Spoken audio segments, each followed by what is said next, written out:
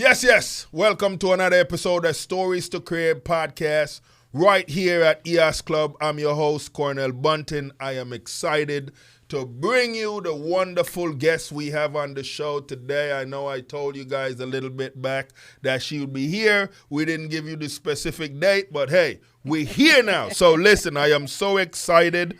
This guest is a distinguished and award-winning business owner who has made significant impact on the communities in Naples, and I'm sure, so we're just going to say Southwest Florida because, you know, this is the space we're in right now.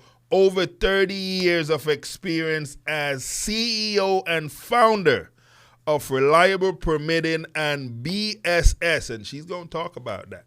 You know, we won't give you the whole thing because, of course, you guys going to hear a little bit about who she is, her journey, what that looked like, as we run through the show today and we take you guys on this wonderful journey. So listen, without further ado, help me welcome Miss Shalonda Washington. Hey, welcome to the show. Thank you for having me. I'm excited. Listen, you got so much energy. Like when I look at some of the stuff that you're doing and how you're empowering the women out here, the youths, even the business that you have where you do permitting. It is so dope. Wow. The queen of permitting. I think that's a nickname I saw somewhere. Yeah. Wow. Yeah. And I didn't give myself that name. Wow. You know, I just know that when you have been purposed and called to something, yes, you don't have to chase other things, Come right? on. Yes. And that name was given to me by the people that I was serving. Right. Amazing. Yeah. So, you know, one of the things we do on the show is we treat our guests to a tale. So I want you to take our listeners back to the early years. Where was Shalonda born? Where'd you grow up? Oh, I was born in Naples, Florida. Okay. At Naples Community Hospital. Okay. I grew up in River Park. Okay. Which was the projects of Naples. You know, they you know, Naples is always known as the wealth and all of that. Yes. But no, there was a projects, and it was very impoverished. Everyone in there had the same financial status. Right. And to be surrounded by wealth, but then never see the wealth or know, and was caged by what I saw. Right. It was drug infested. Yeah. The drug game was really big back then. And so, yeah, Naples, Florida. That's all I know. I haven't been anywhere else. That is amazing. That's a lovely local. This is so beautiful. Yes. Wow. What was school like? You know, being as you're living in the project at the time, how'd you adjust to kind of just, you know, keep a good face or a sane face when you go to schools? Well, first of all, we walked from the River Park all the way down Goodlet Road. Okay. You know, when it came time to elementary school, because Lake Park Elementary is right by the mall. Right. So we had to walk from there all the way down to the mall. Wow. And walking, all we had was just highway. Yeah. So we really didn't see, because then there was all the, you know, the manicured lot. So you didn't see the homes behind that. So all you saw was just highway. Right. So for me, it was, you know, it was a dark time. It was like, only thing I can explain it as a tunnel. Wow. There was nothing that was exposed to me that would give me light or make me dream. Yeah. Wow. There was no dreaming. Wow. So you had to be chosen. Come on. That's why I walked in here like I belong here. Yes. Okay? Yes. I don't even know why I'm here, how I got here. Lord, I don't know nothing about this, but you sent me here. Yes. And so, but I had to grow to that place too. Yes, you had to. I know a lot of work had to be put in. And so with that, how was family life? How was that like with your parents? Well, I was not raised with my parents. My grandmother had to take me from my mom at 3 months. Wow. My mom was being arrested, and my granny got called, and she took me at that point and never gave me back. Okay. My mom was serving multiple prison sentences. Okay. And so it was my grandmother who raised me in the projects. Wow. Yeah. Okay. Yeah. Well, shout out to Grandma. Thank you for doing that. Yes. She's still around? No, I just lost her last year in January. Okay. But how's mom? Is mom trying to come back? My mother passed away at age 54, and I'm now 52 myself. Wow.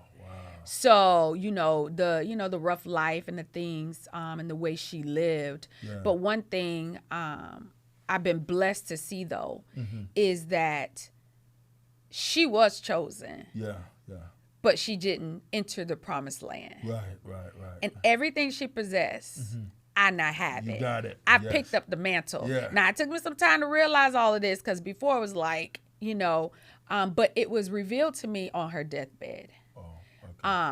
Because my mom, I ended up having to get my baby brother when he was going into 5th grade because my stepdad, who my mom was married to in Georgia, he passed away. So then that caused my mom to relapse because she did have a period of time when she did remain clean for maybe 10 years. Right. But then that threw her over. Right. So then I had to get my baby brother. Yeah. Right? Yeah. But with that, I was able to get her to Florida because in my mind all those years I felt like I just need to make a lot of money. I just need to do well and then I can help everybody, but when it came time for her to leave here and the hospital called me and I went and got her and then they said she needed to go to hospice. Right. She did pass away with full-blown AIDS. Wow. Hepatitis. So the life of drugs, is still there and the consequences of that. But when she was leaving here, the people that came in there to see, and my mom had only been back to Florida for maybe a year. Right. And the lives she had impacted. I saw women come in there that my mom impacted them in prison. Come on. Wow. And that's when I was like, oh my God. Yeah. And they're pastors now. Wow. Awesome. And they were crying, and they were Hispanic, they were Oriental, there was Black people coming in, Haitian, and they were crying saying how much she had. Wow. And I never saw it. Right. Yeah. Wow. Yeah. Wow. Man, I got to say, because sometimes, and I see it, and sometimes we try not to touch too heavy on the spiritual world or God and stuff for people that won't fully understand what that look like. Right. Because they say you can't feed baby hard food, right? Right. But it's one of those things where it's almost like sometimes you get chosen, but it's like the devil finds a way to present you with the stuff that the flesh craves, and then the flesh grabs that, and then it just holds them. And seemed like that was what really happened to mom, but but that's the thing, and that's what helped me to understand that she was fighting her own demons. Yes. Right, because my mom was a singer. People in Fort Myers know my mom. My grandmother first moved to Fort Myers. She lived on Dora Street, and her name was Dora. Wow. So my mom, as a young age, was a singer. Like she was an entertainer. I would say Whitney Houston. When my mother at her funeral, I played a drop down screen. She sang at her own funeral. That's amazing. So, it's not to say, but how I tell my story is the fact on the turn of, it was a strategy so that we would not fulfill, or she would not fulfill that. And then there were some decisions I had to make. Right. Yeah. She might not have fulfilled it, but I will. Yes. I love that. Love that. Now, because of a lot of what was unfolding, even back then, and a lot of people are curious on those stories right now.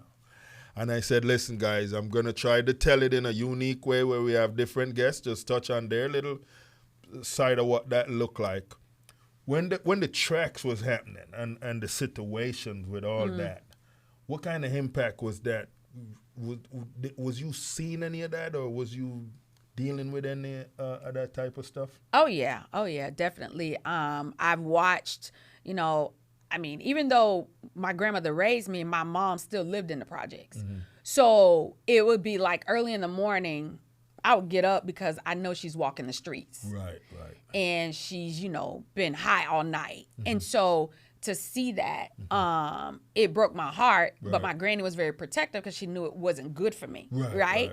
So there's times where there's this one moment where I saw my mom early one morning, and my granny was sending me somewhere to go because everything was in the projects. Like you had all your little house stores, everything. So we didn't even go outside of that. It's crazy to be in Naples, and that's why I do what I do with the young people in Immokalee, because it's like, yeah, you're here, but there's a big world, right? Yes, but anywho, and I was passing by this breezeway, and I saw her, and I was like, that's my mom.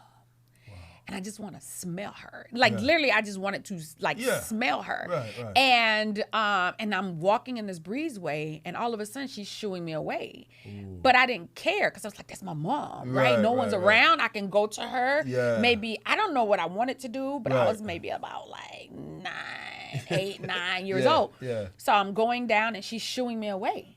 And I'm still going toward her. Yeah. And then all of a sudden I see this guy come around the bend. So, whatever was going on, she's probably doing what she do to get her fix. Yeah. And then as I was getting closer, and the closer I got, and then she was yelling at me. And then she had a purse and it had a chain on it, and then she started swinging it at me. Wow. I still have the scar right now today in my arm, but I didn't care. And even though she was hitting me, and I just wanted to touch her. I just wanted to. So for me in that moment, that is where I made a covenant with myself, and I said, my kids will never. Yeah. At 8 or 9 years old. Come on, man. Amazing. Wow. So that is what, and I believe, because we're not supposed to make covenants with ourselves, right? Right. I believe that is where the challenges began for me, because then I was being driven by what I said would never. Right. Yeah. And that could be good, and that could be bad. And that could be bad. This is true.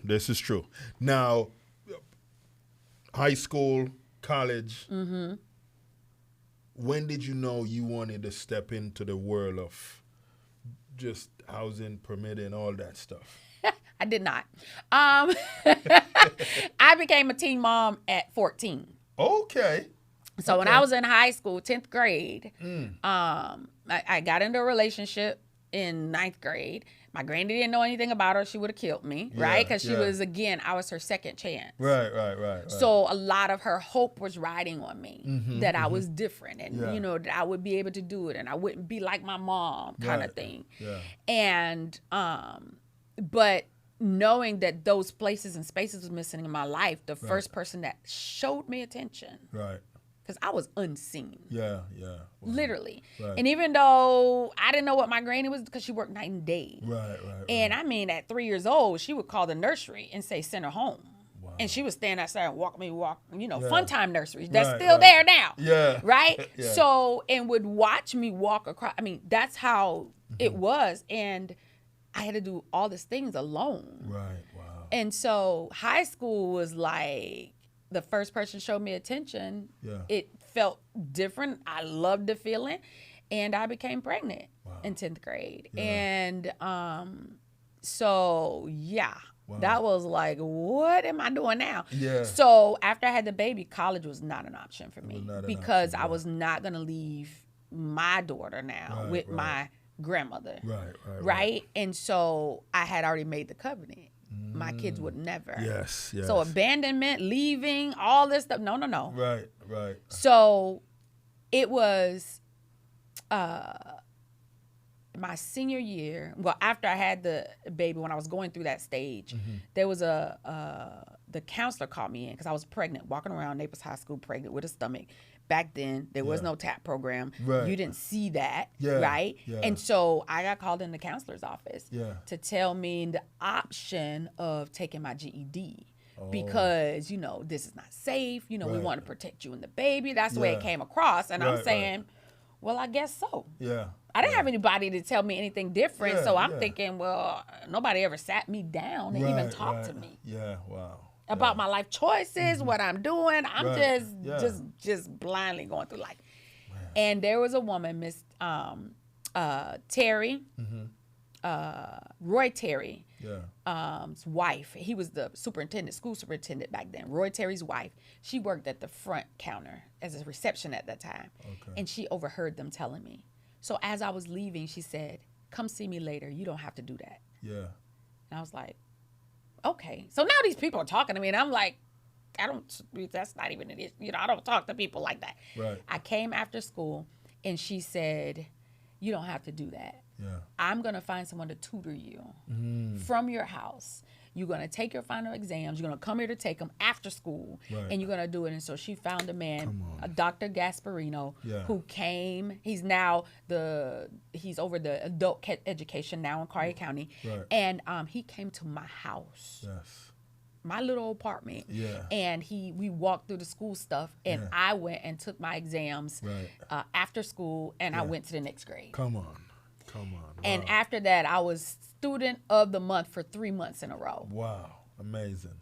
And so college was not in the future, but then it just began. And then there was this man who came, Dr. Acho. He was from Africa. And he came and he did the Excelsior Club. And it was business leadership skills for minorities. This is why the work that you do is so important. It is. Listen, like, I didn't know it then, but as people have been asking me my story, and I'm just really getting into this, really like doing this for like maybe 2 solid years now. I would talk to one-on-one and people like that, but to know that this is what it is. And so from there it was like, I am good at something. I like clerical. I like to dress up. So that opened the door up for my mind a little bit. And so from that, I got out of regular English. I took business math, business English, accounting, the basic accounting classes. I got out of all that other stuff and I started focusing there. So then I worked 2 jobs and I went to school. Because I didn't want my granny to have to do anything for my daughter. And so back then there was First Choice Haircutters. Remember that? Yes. At night, I would drive from one shop to the next shop, closing their books at night. Wow. So you was already doing the numbers. Come on. That's amazing. In high school. So it wasn't, I had to grow up fast. I had to figure it out fast at this point.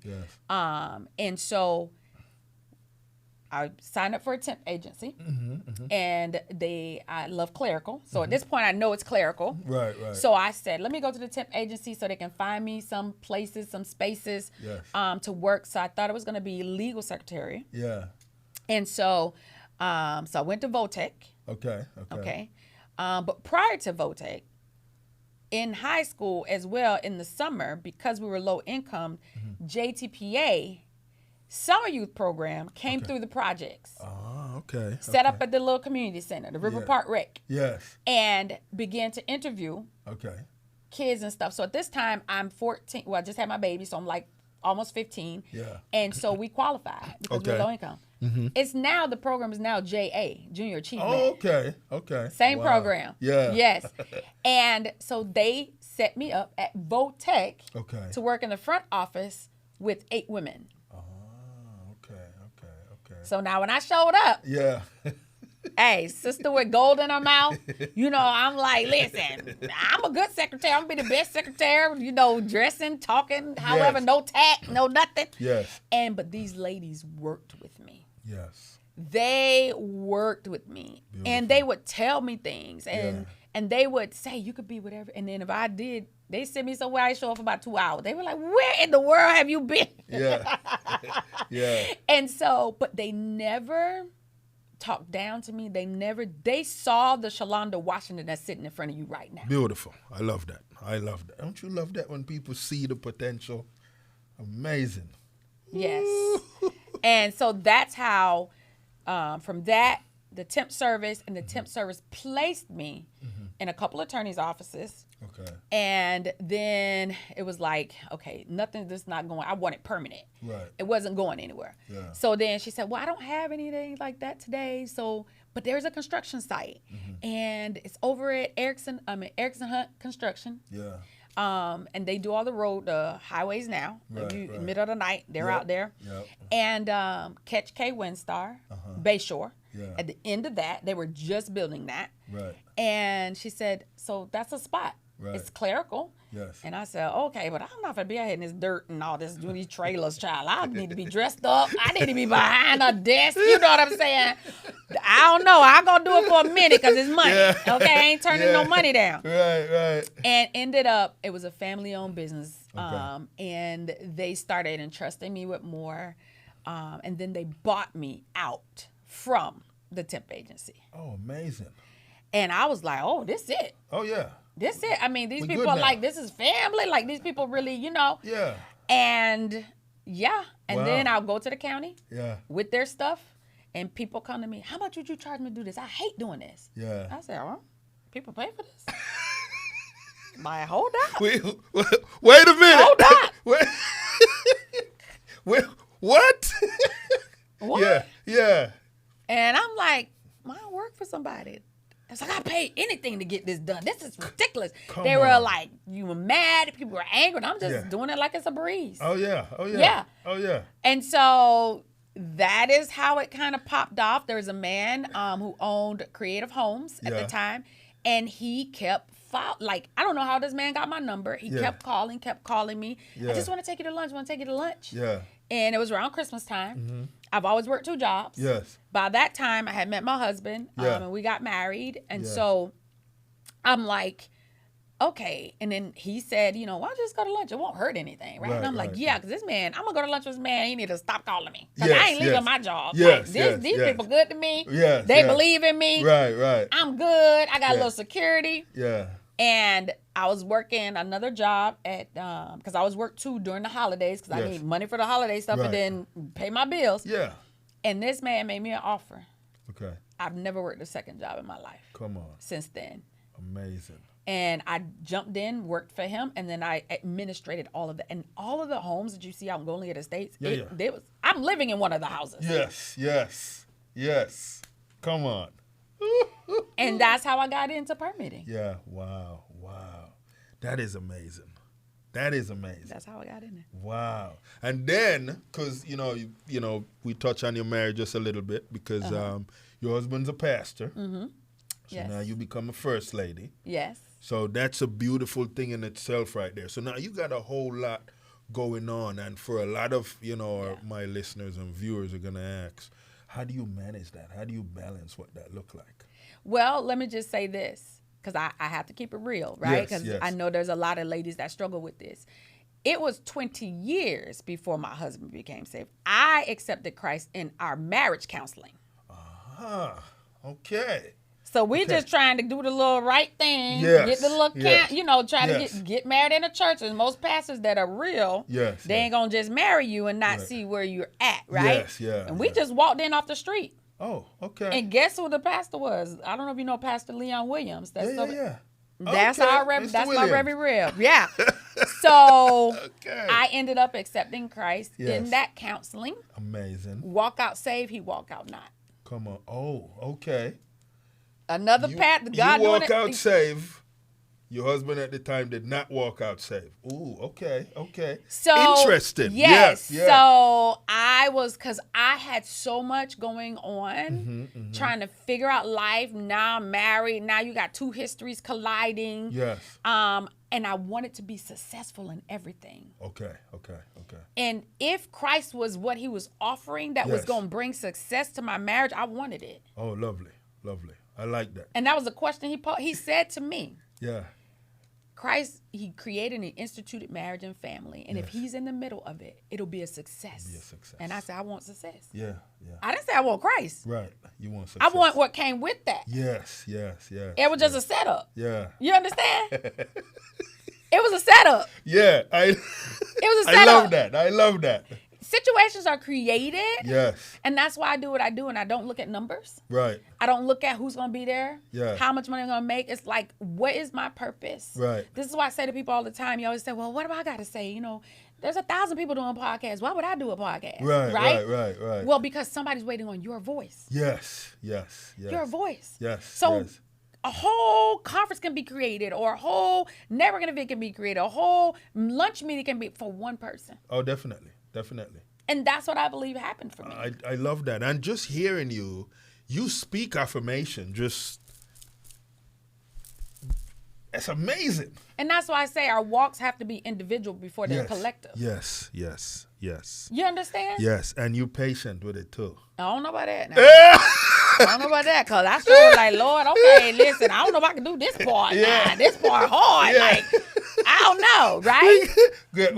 But what he was doing, though, he kept it together until it got together. Yes. There was no way I could have. He sustained me. Yeah. He sustained everything that had to be done. Wow. Yeah. Without that, I know I would have been like, what? See, and that had to be a part of the testimony. He couldn't happen no other way. Mm-hmm. Come on, man. Mm-hmm. Ooh, that is amazing. Mm-hmm.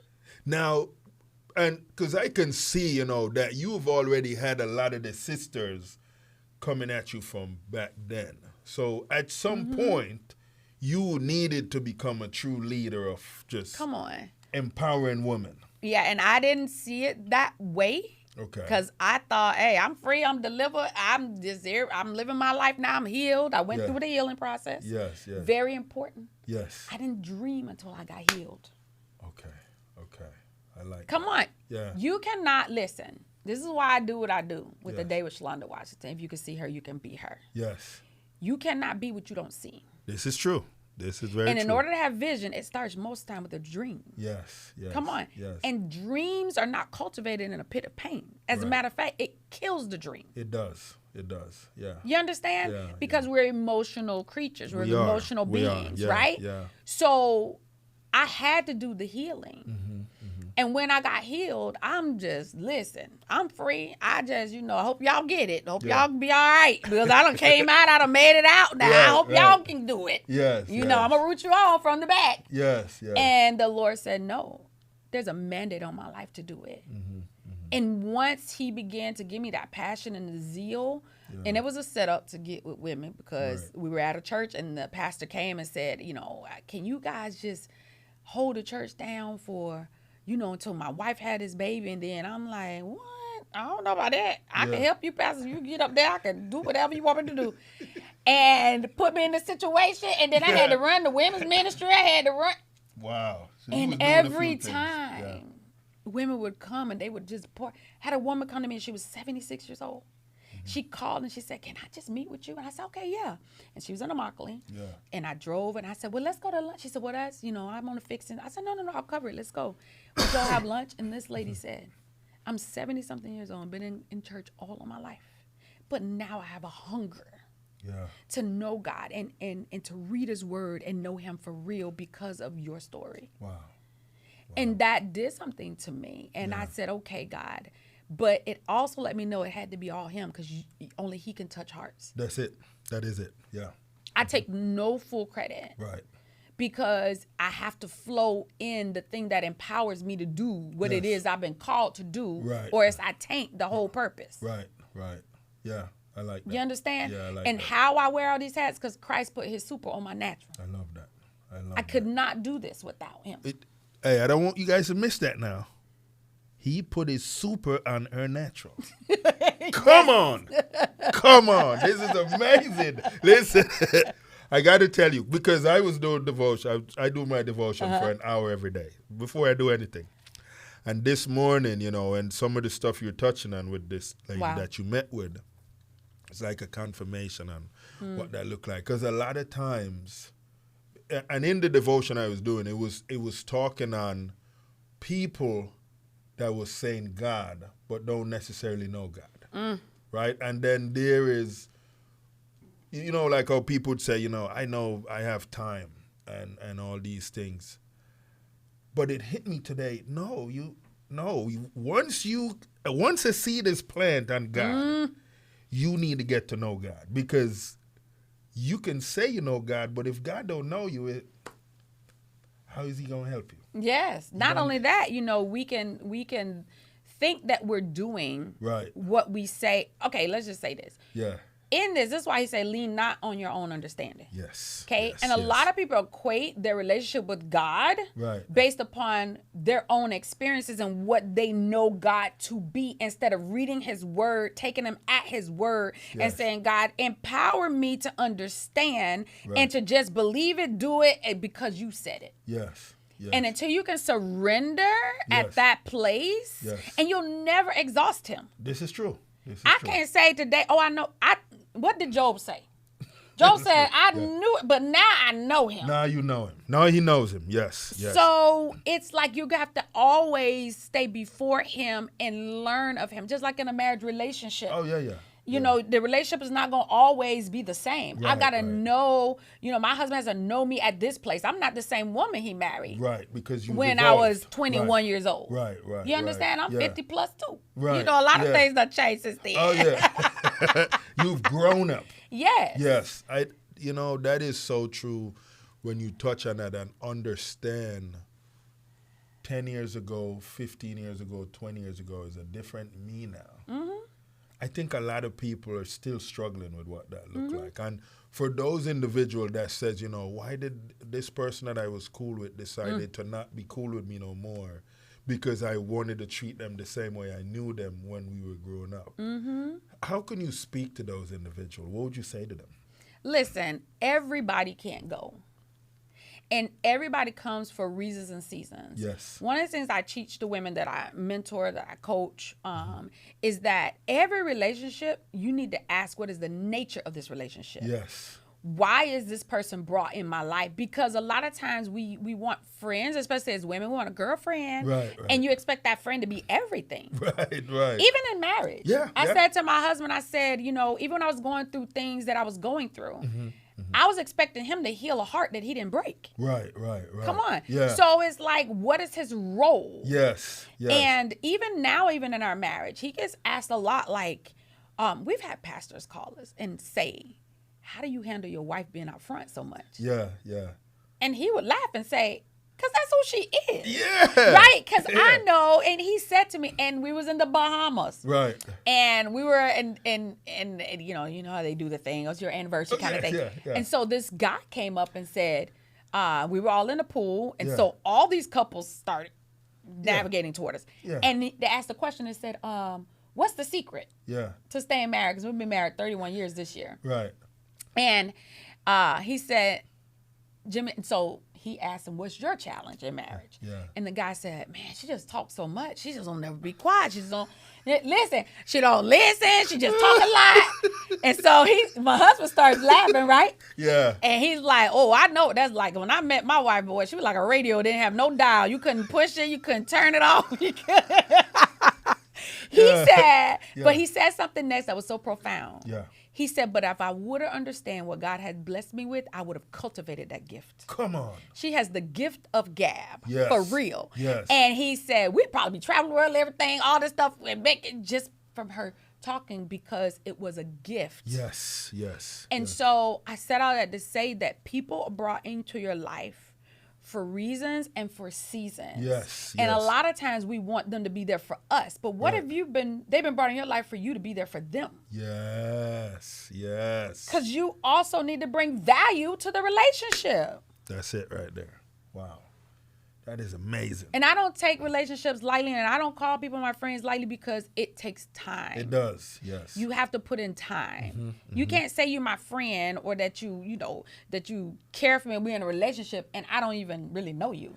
Listen, I'm glad you touched. I'm trying to put her on the panel right now. You guys gonna see this. So, because I did a thing. I did a thing. Couple shows back. I had a panel of guys. There was a lot of women that did not like how the panel went because they felt like the guys attacked them and no one was there to defend them. Wow. And so they're like, we need a panel now, Cornell. You need to get this panel done so we can have the conversation. Hey, if Miss Shalonda is available, I want her on that panel, ladies. I'm just saying because one of the things that the guys were saying, because we were touching on mental health and men are going through all these different mental health challenges that no one knows about right now. And, they don't necessarily open up to brothers. But the women sent in questions. And one of the questions was, how can I help you in your mental health state? Wow. And one of the guys said, listen. And, they took offense to that a little bit because they felt like they do listen. The guys that might not be here. How can you speak on that? Well, in my marriage, that has been a challenge. Okay. Right? Because, knowing that, okay, I'm driven and I'm very passionate about everything, right? Yes. And so my nature is to fix it. Right. Okay, let's go. And so what we've done is we've come up and he will say to me, I didn't come to you to respond. I just want you to hear me out. Yes. I just want you to listen. And so because I am a woman of faith, I've learned to pray in those areas. And whenever he says that to me, I begin to pray inside. And to listen means to hear the concern. I mean, we have to put ourselves, how do we want them to listen to us? Right. And we want them to come back with say something. Yeah. You ain't going to say nothing. And they be like stunned, like, you just said a lot. Yeah. I need to die. My husband say, I got to digest all of this stuff and break it up into little bite-sized pieces. Yes. So I can see, because I want to do the right thing. Yes. And I want to say the wrong thing. Right. Right? But I have learned that when he does that, he's looking at us as the safe place. Yes. Hey, did you ladies just hear that? Yes. That's a huge compliment. Yes. For a man to say to you, I'm pouring my heart. Yeah. And I have a few young girls that I'm mentoring right now, and they're like in middle school, high school, and they come with their brothers sometimes. And every time I tell one of the brothers to do something, she's like, let me just, Miss Show, he's not going to do. I said, but wait. Every time you do that, you're saying he's not capable. Right. And then so every time I give him a task now, he be like waiting for Valentin to come over and be like, take it from him, because then they shut down. Then they won't do, and then we say, well, you never give me a chance to do. Right. Wow. We have to, listen, there's two sides to a man. Yes. The fool and the king. Come on. Which one are you going to speak to? Yes. And that changed the trajectory of my marriage. Although I was in church and saved and my husband wasn't, I needed a new frame to put him in. Yes. And I prayed and I said, God, help me to see him differently. Yes. And the Lord gave me a name for him, and it was my King Man. Come on. That's why I call him. It was on my ringtone. Yes. It was on my refrigerator. It was on the mirror. He saw it, and he would get up. I'm not nobody's king. Why you keep calling me king? Yeah. You understand what I'm saying? I call, and when people meet me in the stores, even men, they'll be like, tell your king man. Tell my king man. No, your king man. Yeah. And women will say, one day I'll have a king man. I said, well, let me tell you how he got that way. Yeah. It was a journey, and I had to see it before I saw it. I love that. I had to see it before I saw it. You understand fate. You understand fate. I don't, because a lot of people struggle with that. How do you hope for something that you can't see, and it's you speak it into existence. You hear this? Come on, speak it into existence. Yes, we have a lot of single women that listen to the show as well and watch the show. And how do you speak to them on the struggles now that a lot of them are going through, where they don't necessarily understand how to really take care of self, but also take care of everything else that is tugging at them to be handled. They don't know what should they prioritize. Listen, first of all, I take everything to the Lord. Seriously, I know it may be cliches, right? Yeah. But he's life to me. Yes. And until you know that you are limited in your own strength. Right. There's times where I end the day and I'm just blown away and I'm just huffing and puffing when I'm laying in the bed. I'm like, how in the world did I do all that today? Yeah. And then when I think, I can see God's hand here. Oh, yeah. I can see God's hand there. I can see why, because I've surrendered my day to him. Yes. You really have to, because he's not going to do it. That's the other thing. Like, we leave no room for him to be great in our lives. And I'm like, I didn't make my name great. He made my name great. He made me a household name. You just said on the show, like, you met so many people, as already said before so my name has been spoken in rooms I haven't even entered. You not even. Who does that? Who does that? Come on. It takes the man who wrote the plan that's already written for your life. Yes. It's written in heaven. Let it be done on earth as it already is up there. And we have to be patient. And we got to know that, listen, okay, Lord, I made some mistakes. And I know I got these emotions, I got these feelings, I got all this stuff. I got all of this going on. And that's what I had to do. I had to finally say, okay, I need to have Jesus and the therapist too. Definitely. Hey, none of this is script. None of this is script. I promise you guys. Come on. Yeah, and just like if you have a toothache, where you going? Right. To the dentist. You go to the dentist. You know, and I'm upset with these Christian people talking about, well, you know, God is all you need. No, God gave you, when you want to drive, it's like you go to the DMV. You don't say, well, let me go start driving and break the law. No, you go to the places and the things that God has provided in this earth to accomplish the things. This is why you don't have to choose. Right. I do ministry and marketplace. Yes. Because why? I don't turn this thing off and on. Right. Depending on the environment I'm in. And that's half of the problem, knowing who we are. Yes. And getting rid of this imposter syndrome, which makes us feel like we're juggling a lot when you really, if you're in your purpose and calling, you're not juggling nothing. No, you're not. Wow. Yes. You're actually managing and stewarding your callings. These hats are callings. Oh yeah. The question is, what hat you got on? Is it yours? Yeah. And do it fit you? Does it fit you? Ooh, come on. Does it fit you? Yes. Wow. Because we'll put on other people's hats. This is true. If I don't know my purpose and my calling, anything goes. Yeah. This is how I prioritize.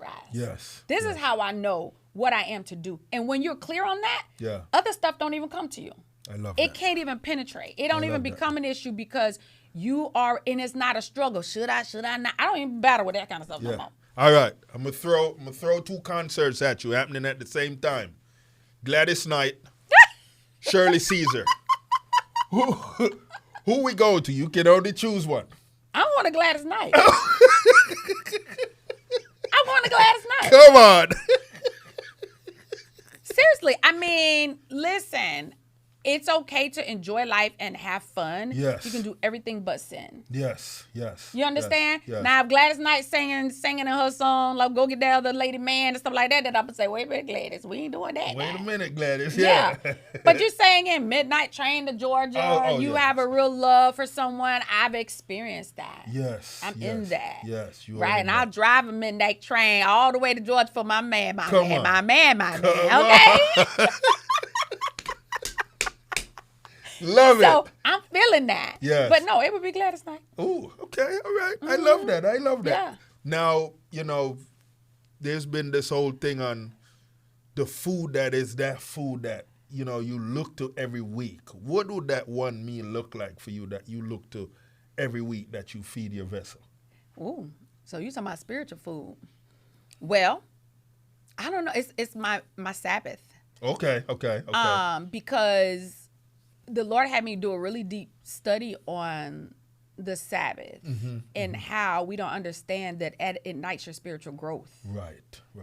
At our church, our theme for this year is grow up. Okay. Right? Okay. That's our word. And last month, because this month is Women's Month, but last month we dealt with the spiritual disciplines that increase your spiritual growth. Yes. And you have to be disciplined for that. Because I thought resting was like, girl, I'm going to get my hair done. I'm going to get my nails done. I spend this time, you know, or go to church on Sunday. That's your Sabbath. No. Sabbath is really sitting with God and doing things that even, let me just say this, Chick-fil-A even understand this. Oh, yeah. This is why the business is soaring. Come on. Right. Oh, yeah, that is true. And when you read their biography, and it states the reason why they do it, so that people may worship if they choose to. Right. So it's a time to really worship the Lord with no distractions, no talk to him about whatever that is. But the real thing is you look back and see how he's carried you all week long. Oh, yeah. That ignites something in me. Oh, definitely. The miracles, because we think miracles are like feeding 5,000, making people blind see. No, miracles are the fact I made it through the week, Lord. That's a miracle with all this stuff coming at me at one time. Yep. So I take a Sabbath, and I don't say, it's every Sunday, every Tuesday. No. It's whenever the Lord, I flow with the Holy Ghost. That's beautiful. That's my power. Yeah. So that's what I look forward to once a week. Yeah. My Sabbath this week was Wednesday. Okay. It wasn't even Sunday because I worked on Sunday. Right, and a lot of us that's in ministry. Yeah. it's not a Sabbath. You're serving, you're working, you're serving others. Right. No, that's your service. Wow. I love that right there. Right now, one of the things that a lot of gens, I want to make sure I'm wording it properly for you guys, because I don't know, you guys come after me sometime and like, Cornell, you should have said it this way. But introverts have an issue now with the way society is moving. And, we have to deal with genders. Outside of what God said, this is what's happening. What do you say to those introverts that they just can't handle a conversation and they just don't want to go into it because they don't know how to address it? Okay, so I'm not sure I understand your question. Now, you're talking about gender, whether they're confused? Yeah. Okay. Well, I mean, it's just an identity confusion. Yes, it really is, because we do have a creator, right? Yes. In all honesty, my youngest daughter, she is attracted to girls. Right. And we found this out in middle school. Okay. Right? Okay, yeah. And so nobody in the churches at that time, that was never a discussion. Right? But what it has done for me and what I've learned, and as I just go before because he created her. Oh, yeah. And so I told my daughter this. I said, in God's eye, sin is sin. Right. Whether somebody sleep with somebody else's husband or, somebody tell a lie. Right. And whether you desire to be with the same sex. It's just the fleshly desire that took over. Yeah. You understand what I'm saying? Yeah. So I love her. I treat her the same way. I talk to her. It's just like same thing. If my boys are not married and they're, cohabitating this, that. Right. I mean, we all do things that does not line up in the word. Right. Does that excuse us? Yeah. Absolutely not. Yeah. Everybody has to come by way the same way I had to recognize that I need a savior. You understand? Yeah. And we all need that. Yeah. So what I would say to them is just think about the fact that you were created. Yes. And the fact that if you really want to know who you are and what your purpose is, you first got to look at what you're allowing in your eye gate and your ear gate. Come on. I love because that all affects. When seeds are planted, they're going to grow. And it started somewhere. Yes, it did. Yes. I love that. Wow. Listen, you guys are welcome.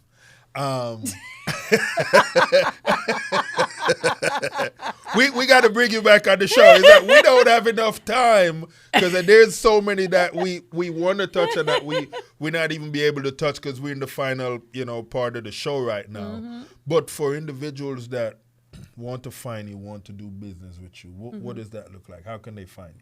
Oh, all of my social media handles, Reliable Permitting on Facebook, Instagram as well, and then I'm on TikTok, but I don't know what that is. Y'all just look up my name, Shalonda Washington, because I don't do my own posting. Right. So, and on Instagram as well, Shalonda Washington. Beautiful. And you can inbox me. Also, my website, Reliable Permitting and BSS Inc. And for a day with Shalonda Washington, you can go see everything, all things Shalonda Washington on www.shalondawashington-com. What would you say to someone that feel like they're losing hope? Wow. That's a deep question. Because hope, when people lose hope, they're ready to end it. Yeah. And so I want you to know that if you're still breathing, you're still living, you're still here, and you're waking up every morning, there is hope and there's purpose for your life. Yes. Trust me, there is, because I've been in that place too. Yes. Yeah. Wow. There you guys have it. She said it. Ooh, mic has been dropped. Thank you, Shalonda. You're welcome. Thank you for having me. I appreciate it. Listen, until our next episode where we have another decorative guest right here at EOS Club. Thank you.